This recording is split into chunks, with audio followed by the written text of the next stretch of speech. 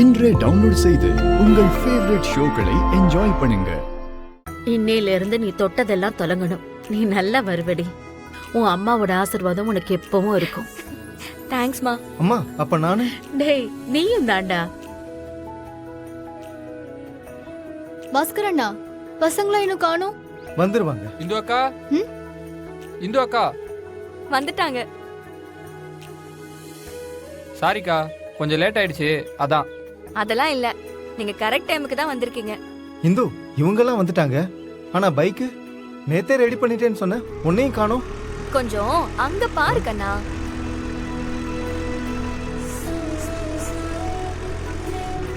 அது நம்ம தினேஷ் அண்ணன். என்ன இந்து மொத்தமாவே ஒரே ஒரு வண்டி தான் வருது? கொஞ்சம் இந்த பக்கம் பாரு கண்ணா.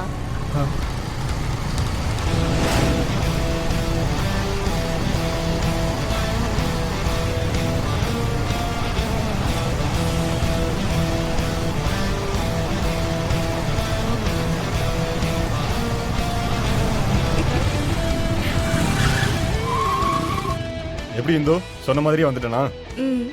பைக் சம்பாதிக்கும்னு சொன்னா நம்ப மாட்டேங்கிறாங்க. நீயே உங்களுக்கு எக்ஸ்பிளைன் பண்ணு.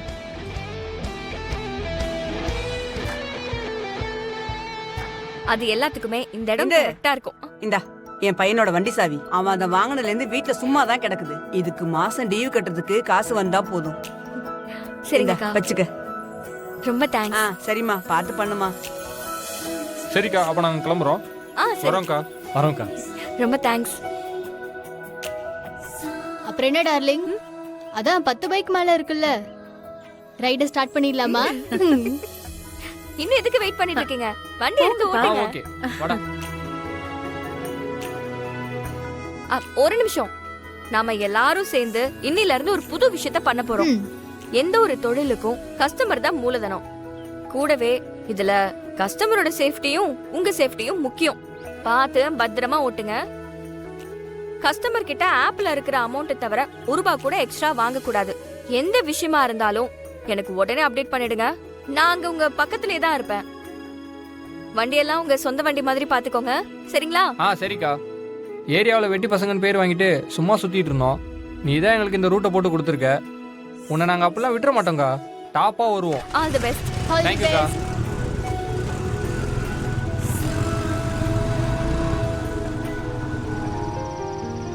உனக்கு தான் கால் பண்ணலான்னு போன் எடுத்தேன். நல்ல வேலை நீயே வந்துட்ட. சாரிண்ணா, இன்னைக்கு கொஞ்சம் லேட் ஆயிடுச்சா? நீ எங்க லேட்டு? லேட் ஆயிடுமோன்னு யோசிச்சு தான் போனை கையில் எடுத்தேன். நீ பெர்ஃபெக்ட் டைமுக்கு வந்துட்ட. அண்ணா அட வச்சுக்கோமா. உங்ககிட்ட இருந்தா என்ன, என்கிட்ட இருந்தா என்ன? நான் அப்புறமா வாங்கிக்கிறேன். ஐயோ வேண்டாண்ணா, அண்ணனுக்குள்ள கணக்க அண்ணனுக்கே முடிச்சுக்கோ. அப்பதான் டீலிங் கரெக்டா இருக்கும். சொன்னா கேட்க மாட்டியே. சரி கொடு.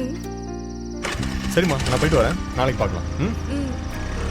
அக்கா ஒன்றும் இல்லை, அந்த அப்ளிகேஷன் ஃபார்மை காலேஜில் கொடுத்துட்டீங்களான்னு கேட்க தான் ஃபோன் பண்ணேன். ரொம்ப நேரமாக ட்ரை பண்ணேன். உங்கள் ஃபோன் பிஸினே வந்துட்டு இருக்கு. அப்படியா? சாரிமா, இன்னைக்கு ஃபுல்லா பைக் கேப் ஓட்டுறதுல கொஞ்சம் பிஸியா இருந்தேன். அதனால தான் உனக்கு பிஸின்னு வந்திருக்கோம். அது ஒன்றும் பிரச்சனை இல்லம்மா. நாளைக்கு கண்டிப்பா உன்னோட காலேஜ் அப்ளிகேஷனை நான் கொடுத்துடுறேன். அக்கா மறந்துட மாட்டீங்கல்லக்கா? உங்களை நம்பிதான்க்கா இருக்கேன். கவலைப்படாதம்மா. நாளைக்கு வேலையே உன்னோட அப்ளிகேஷன் ஃபார்மை கொண்டு போய் காலேஜ்ல கொடுக்கறது தான். கொடுத்துட்டு இதே நம்பருக்கு கால் பண்றேன். ஓகேவா? ஓகேக்கா, ரொம்ப தேங்க்ஸ். வச்சிடுறேன். சரி அங்கிள். வாமா இந்து, என்ன காலையில பால் போட கிளம்பிட்டியா? ஏரியாவிலேயே எனக்கு அப்புறம் காலையில எந்திரிக்கிற ஒரே ஆளு நீ தாமா. அங்கிள், அப்பாவை காணோம். அப்பாவை காணுமா? ஆமா. ஏன் ராத்திரி வீட்டுக்கு வரலையா? வரல அங்கிள். வரலையா? எவ்வளவு நேரம் ஆனாலும் ராத்திரி வீட்டுக்கு வந்துருவானே.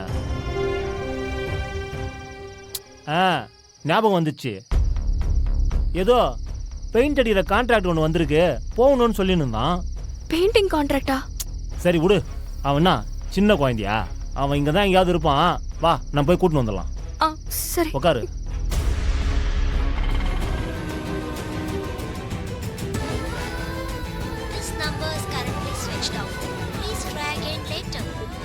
ஸ்விட்ச் ஆஃப் தான் வருது அங்கிள்.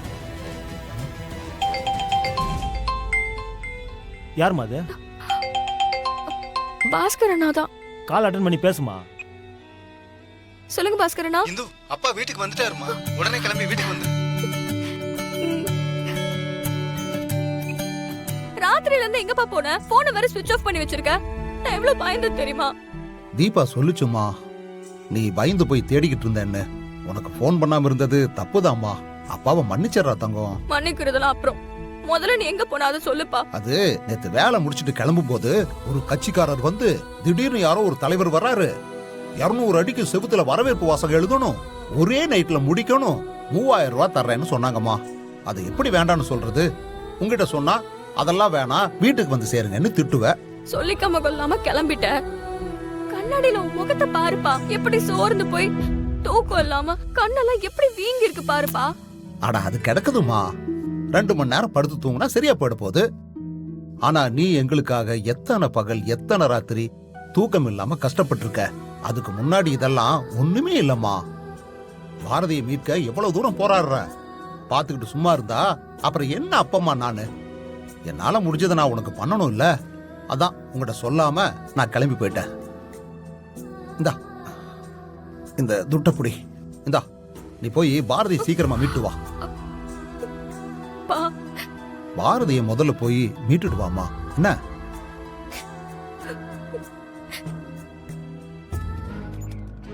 என்ன ஒரு மாதிரி டல்லா இருக்க? என்ன யோசனையில வர்ற? அதெல்லாம் இல்லைங்கய்யா, நான் எதுவும் யோசிக்கல. டேய், வேலையில ஏதாவது பிரச்சனையா? எதுவா இருந்தாலும் தைரியமா சொல்றா. நான் வேணா கிருபாட்ட சொல்லி சரி பண்றேன். அதெல்லாம் ஒரு பிரச்சனையும் இல்லையா, எல்லாம் நல்லா தான் போயிட்டு இருக்கு. சரி சரி, நிப்பாட்டு. இப்படி முன்னாடி வா.